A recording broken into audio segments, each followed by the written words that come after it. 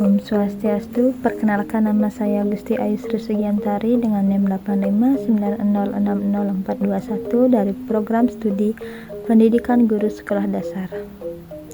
Di sini saya akan menyampaikan tugas ketiga, yaitu tentang catur purusa arte. Yang pertama yaitu tentang konsep catur purusa arte.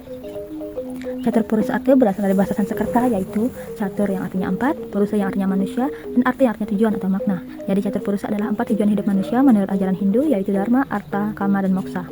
Yang pertama dharma. Dharma adalah kebenaran, kewajiban, moralitas, hukum, dan jalan hidup yang sesuai dengan ajaran dharma. Dharma berasal dari kata dar yang berarti memelihara atau mengatur.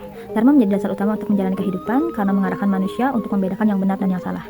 Contoh penerapan dharma yaitu jujur dalam ujian, tidak menyebarkan hoax di media sosial, menghormati orang tua dan guru, dan melaksanakan kewajiban agama. Yang kedua, artha. Artha berarti harta, kesejahteraan, kekayaan, dan sarana hidup yang diperoleh dengan cara yang benar. Dalam Hindu, mencari kekayaan diperbolehkan bahkan dianjurkan, tapi harus berdasarkan dharma. Contoh harta yaitu bekerja dengan jujur, berwirausaha secara etis, menabung untuk masa depan, dan mengembangkan keterampilan agar memperoleh penghasilan. Yang ketiga, kama. Kama adalah keinginan atau kesenangan, kebahagiaan, dan pemenuhan kebutuhan emosional maupun fisik. Kama bukan sesuatu yang dilarang, tetapi harus dikendalikan oleh dharma. Contoh kama yaitu menikmati hiburan, berwisata bersama keluarga, menyalurkan hobi, dan menjalin hubungan sosial yang sehat. Yang keempat, moksha. Moksha adalah kebebasan. Moksha berasal dari bahasa Sanskerta yang berawal dari akar kata moksha yang berarti membebaskan atau melepaskan. Jadi kata moksha dapat diartikan sebagai pembebasan atau pelepasan akman atau jiwa dari ikatan duniawi atau kelahiran kembali ke dunia samsara. Moksha merupakan tujuan hidup tertinggi dalam catur purusa artha dan dalam ajaran Hindu. Cara menuju moksha yaitu berbuat baik, mengendalikan diri, melaksanakan dharma, dan mendekatkan diri kepada Tuhan. Yang kedua, deskripsi kasus yang mengingkari catur purusa arte, yaitu salah satu kasus fenomena flexing dan hedonisme digital. Seorang influencer media sosial ingin terlihat kaya dan sukses. Demi mendapatkan banyak pengikut dan keuntungan finansial, ia memamerkan barang mewah yang sebagian besar diperoleh melalui pinjaman, bahkan dari promosi produk yang tidak jelas keamanannya. Ia memperoleh uang atau arte dan kesenangan atau kama, tetapi mengabaikan kejujuran dan tanggung jawab atau dharma. Pelanggaran terhadap catur purusa arte yaitu dharma menjadi diabaikan, artha yang dicari secara tidak etis, kama dilakukan secara berlebihan, dan moksha menjadi terlupakan sebagai tujuan utama hidup. Yang ketiga yaitu faktor penyebab kesulitan. Faktor penyebab kesulitan menerapkan catur purusa diantaranya budaya materialisme. Banyak orang menganggap kekayaan sebagai ukuran utama kesuksesan. Dampaknya, artha menjadi tujuan utama. Nilai moral diabaikan. Muncul perilaku korupsi dan manipulasi. Contoh, seseorang menipu pelanggan demi memperoleh keuntungan yang besar. Yang kedua, individualisme.